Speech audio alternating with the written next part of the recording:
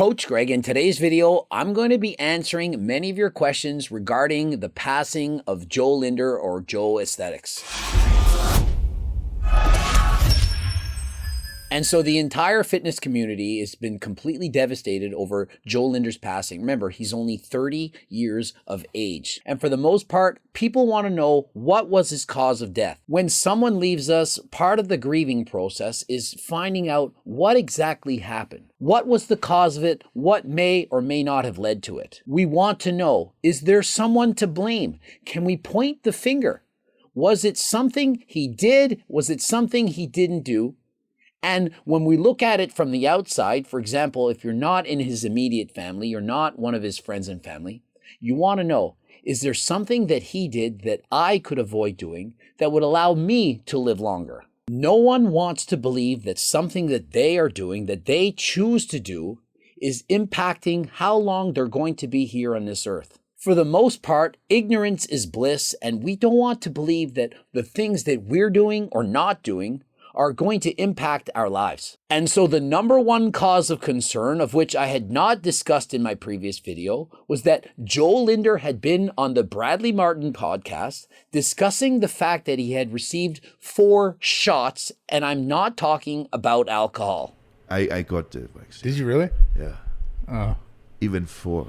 Really? Yeah. Joe had expressed concern that he had taken those shots out of peer pressure, that he didn't really want to do them, and that in getting his blood work, he had seen some strange abnormalities. It's the same like you go to a party. You were worried about your heart? And you are with the wrong people. All of a sudden, you might do something on this party that you don't want to do because there's these people that are like, you know, you should do it. And I can tell you that I've also taken those shots for the exact same reasons as Joe described in that video.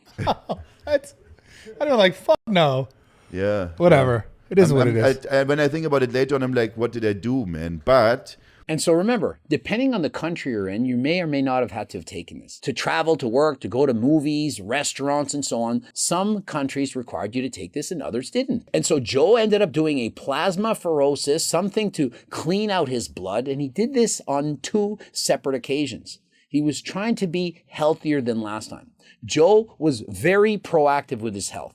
Remember, he did in fact abuse PEDs when he was younger, but he was only on HRT, and when he prepped for his various competitions, he hardly added anything to his cycle. I can promise you that he was very concerned with his health, far more than the average person, was getting regular blood work and doing everything the right way. And so because of that, many people are speculating that they know that the reason for Joe's passing is because he did those 4 shots. While other people are speculating that no, it has nothing to do with that. It absolutely has everything to do that he was not 100% natural. Now remember, it's only been a few days and an autopsy has not yet been performed. And so people that are saying it's a blood clot, that they know this for a fact, that it's an aneurysm, that it's a heart attack, that it's this or that, nobody actually knows the exact answer.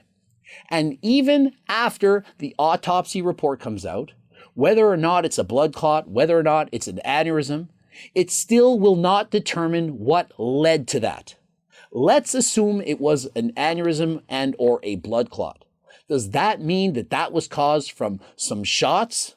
Does that mean it was caused from taking performance-enhancing drugs? Could it be from taking stimulants, fat burners, doing cardio harder than last time, training with weights in the gym, having too low of a body fat percentage, or having rippling muscle disease? Could it have been perpetuated by his style of diet, the way he ate?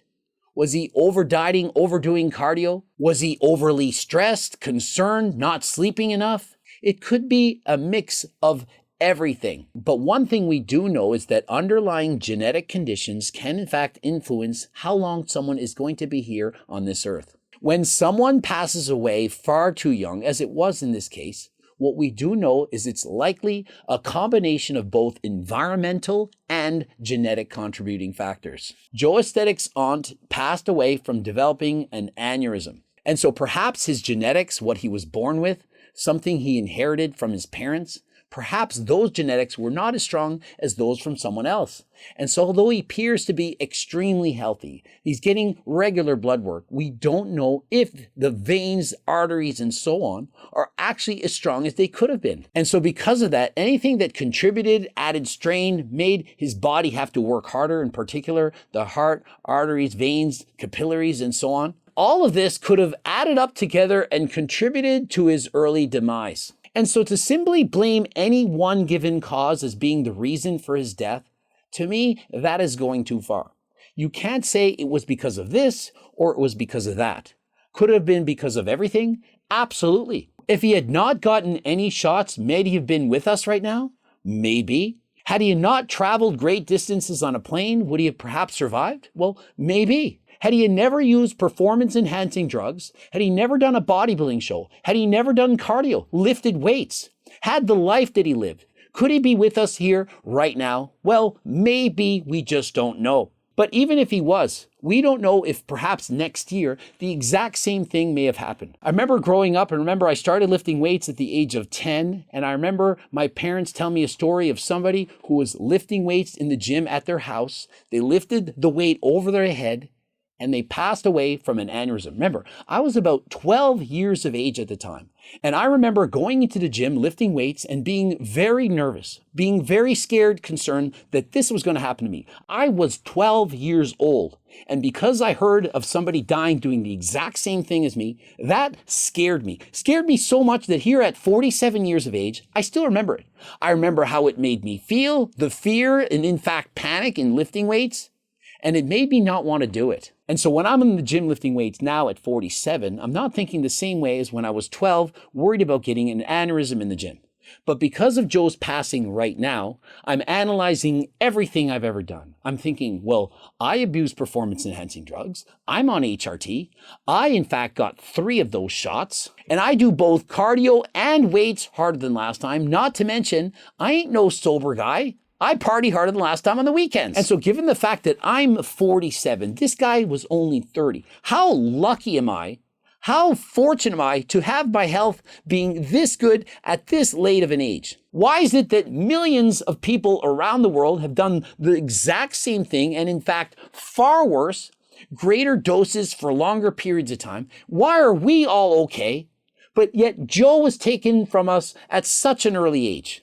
And so for me, the answer is genetics. No one wants to think that anything that they did or are doing is going to be the cause of their early death. But consider this. How many of you out there drink? How many of you smoke cigarettes? How many of you perhaps were using recreational drugs? What is the most dangerous thing that you're doing? And yet you're still doing it. You're doing it. Perhaps you tell yourself, it won't happen to me.